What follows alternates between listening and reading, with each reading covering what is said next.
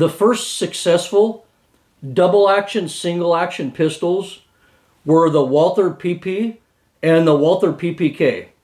The problem was that those pistols were chambered in smaller, weaker cartridges. With everyone using 9x19, 45 ACP, 38 and 357 Magnum, the Walther pistols fell out of favor relatively fast, unless you were 007.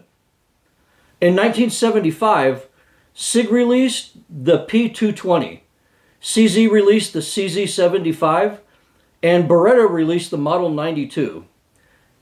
All of this happened at the exact same time. So at the exact same time, we had 3 double action, single action pistols produced in the potent 9x19 cartridge. Also at the same time, Walther tried to catch up by releasing the PP Super and then the P5 after that. Did all of these companies do this at the same time because there were police or military contracts asking for double action, single action pistols chambered 9mm? Well, it seems that that's what the evidence points to. The only one of those guns that turned into a diverse product line of pistols was the Sig, basically. Arguably, the Sig also turned out to be the best of them. In this video, I'll discuss the Sig line of double action, single action pistols.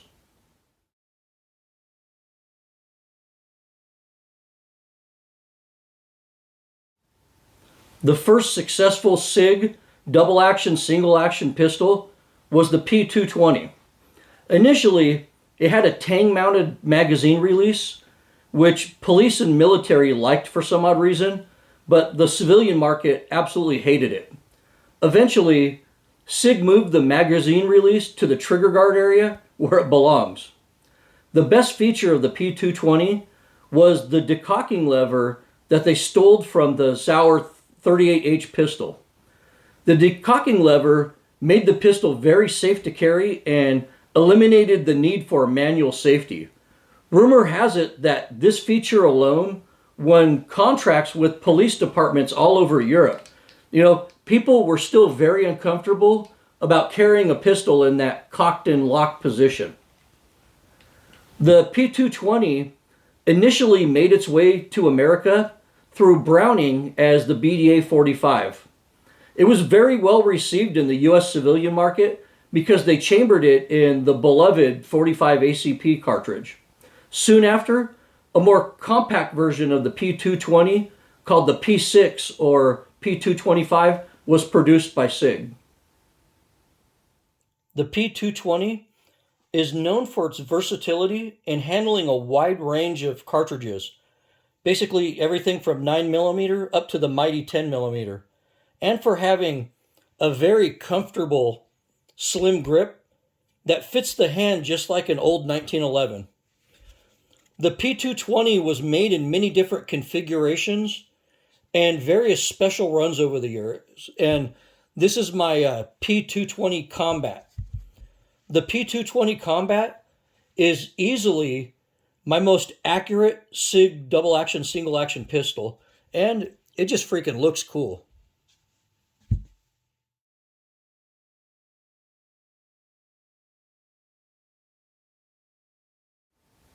In 1977, Sig released a double action, single action concealed carry pistol. The P230 was made for basically undercover work, but since it was chambered in smaller cartridges, it really didn't do anything that the Walther PPK didn't already do. And most police and military departments wanted something chambered in 9x19. Although a few police departments in the US, UK, and Switzerland adopted the P230, it was never a very popular gun. In 1996, the P230 was upgraded to the P232 before it was finally discontinued around 2015 or 2016.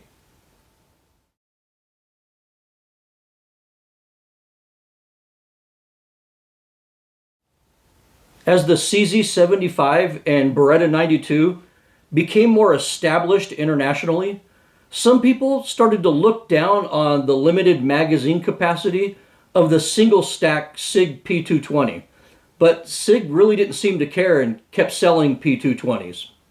In 1984, the US military was awarding the biggest pistol contract in world history in their XM9 trials. Sig quickly changed their ways and produced a pistol with a double stack magazine to compete for the contract. Although the P226 easily qualified for the XM9 trials, the Beretta 92 package was cheaper and Beretta ended up getting that contract. You know, there may or may not have been some foul play involved with that contract being awarded. You know, lots of rumors surrounded those XM9 trials, but out of those trials, the P226 was born and would become Sig Sauer's greatest success. Almost instantly, militaries and countless police departments all over the world adopted the P226, you know, as their official sidearm. At the time, the P226 was considered to be the world's most reliable and safest pistol. And this is my genuine West German police issue P226. And this is over 35 years old and has probably fired countless rounds in its lifetime and has probably dealt with a lot of abuse in its lifetime. You know, if this gun had a mouth, I'm sure it'd have some interesting stories to tell us about West Germany in the 1980s. But it still runs like a Swiss watch. It never malfunctions with any ammo, and it's pretty much more accurate than I'm capable of being. And I don't think I'll ever part with this gun. And remember how the Beretta 92F won the U.S. military pistol contract? Well, the Navy SEALs liked the P226 better and decided that they were going with the Sig regardless of what the rest of the military did. The Navy SEAL version of the P226 had increased corrosion resistance, night sights, and an accessory rail on it. It became known as the MK25, often called the Mark 25. In 2004, Sig Sauer released a version of the MK25 to the civilian market and used proceeds to donate to the Special Operations Warrior Foundation, which provides college scholarships to the surviving children of special operations personnel killed in the line of duty. A compact version of this was created called the P228 or M11 pistol.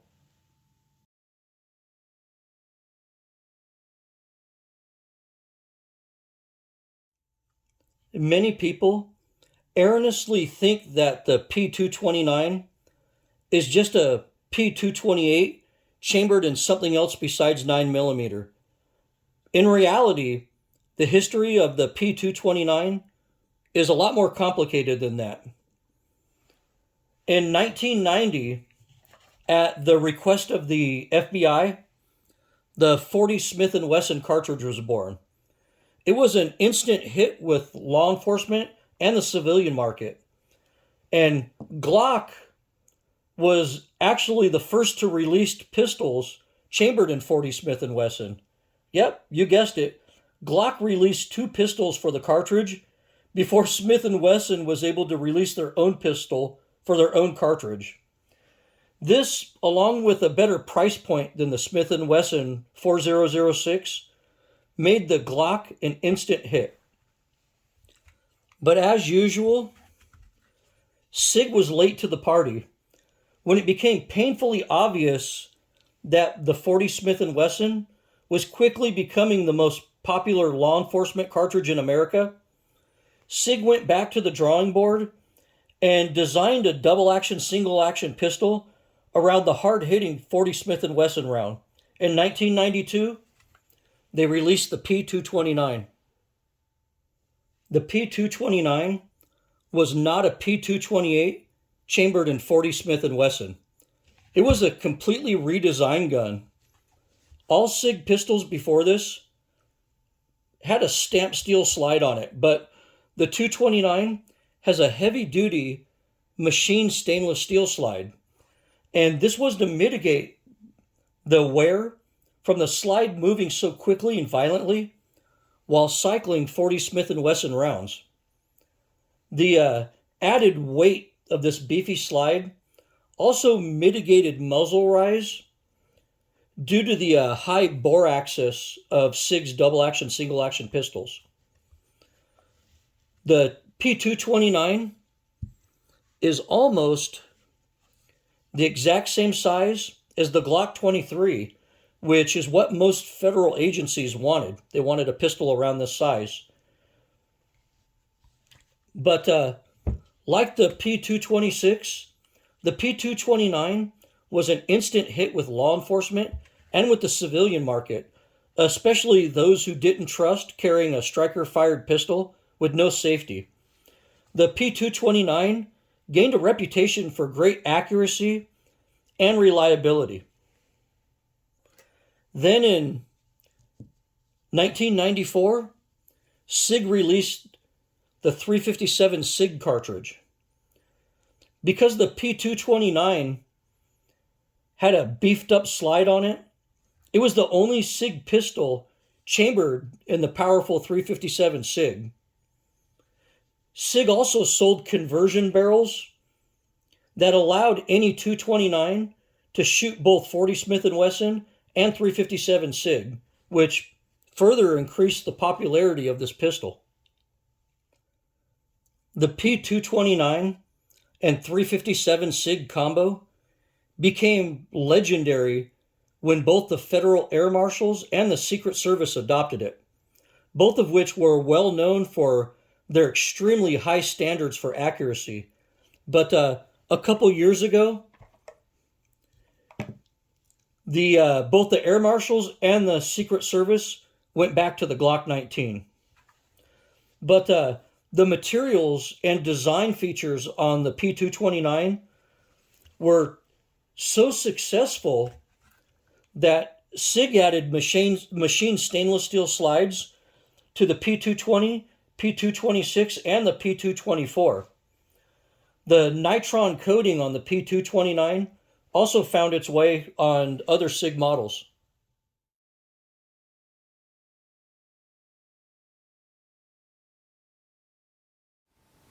By the late 1990s, Glock pistols were dominating law enforcement sales because they were light, cheap, and very reliable. Sig decided that the future of double-action, single-action pistols was with a polymer frame. So in 1999, they created the Sig Pro series. And that kept the traditional Sig action, but integrated a polymer frame. And Sig sold them at a lower price point like the Glock. At first, the Sig Pros were reliable, but as time went on and round counts got higher, problems did start to occur with those pistols. The biggest issue was that the plastic guide rod would wear out and cause reliability issues. Soon enough, everyone was throwing stainless steel guide rods on their guns to fix that issue, but die-hard Sig fans absolutely hated that Sig went with a plastic frame, so most of them rejected the Sig Pro. You know, Sig fans absolutely hated Glock's plastic frame, and they were appalled when Sig tried to copy the Glock. Unfortunately, law enforcement agencies at the time kind of wanted to get away from the double-action, single-action trigger system in favor of a striker-fired pistol. So law enforcement also rejected the Sig Pro. Only one police department in the USA adopted it, but only for a short time before they switched over to the Glock. In the end, the Sig Pro never became a popular model. A second generation of the Sig Pro came out that had better ergonomics and an accessory rail on it, but every other pistol manufacturer had already been doing that for years, and the Sig Pro was just too late to the party.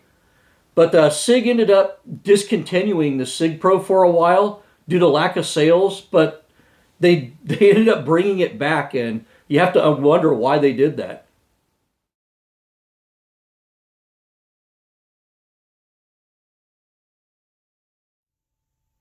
Sig was always a buy what you get company.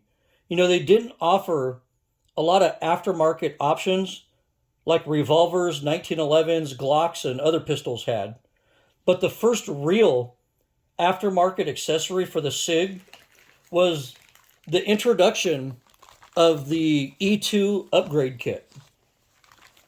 And the E2 ergonomics package included a grip with a thinner profile on it. You can see that right there. And it had a much grippier texture on it, which, in my opinion, really, really stepped up the game on this. And it also came with parts, so you can shorten the trigger and lighten the double action pull on it. The E2 package was just a huge success and is still Sig's best-selling aftermarket accessory for these pistols. And you can see that many of my Sigs have the E2 upgrade kit installed. And then after that, Sig started selling aftermarket parts and accessories for their double action, single action pistols on a high level, basically on the same level as Glock and other manufacturers were distributing parts. If you go to their website today, you can upgrade or purchase almost any part for your Sig double action, single action pistol.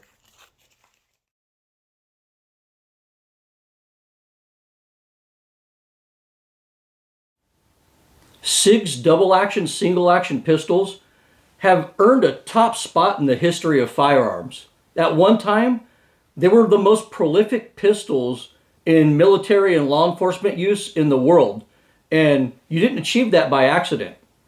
Sig went through kind of a rough patch in the early 2000s where they almost went out of business more than once, and they released several failed products. It was rumored that Sig had barely 100 employees by 2005, and some of the guns made in that era were known for quality issues, which further enhanced Glock's position in the market. It became clear in the 2000s that striker-fired pistols were the future.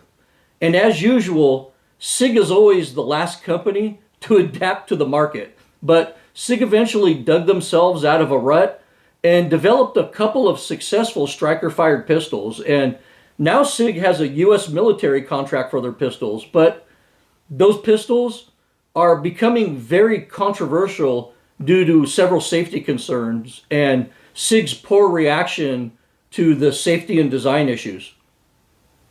But Sig's double action, single action pistols were known for nothing short of high reliability. There are millions of people around the world that carried Sigs, from the deserts of the Middle East and Northern Africa to the mountains of Pakistan, to the frozen tundra of Northern Canada, to the jungles of South America and Asia, and the concrete jungles like New York City. They would never trade their old Sig pistols for anything. The Sig double action, single action pistols will go down in history as being one of the most accurate, reliable, and safe handguns ever manufactured. You never heard of safety recalls and spontaneous discharges with the old P226. You never heard a police officer complain about having to carry a Sig back in the day. In fact, you were happy when you were issued a 226 or a 229. Perhaps the glory days of an all-metal, double-action, single-action pistol are well behind us, but that doesn't mean that your old Sig needs to be relegated to the back of your safe. These things loved being used, so get your P226 out of the safe, go to the range, and have some alone time with one of the best pistols ever made.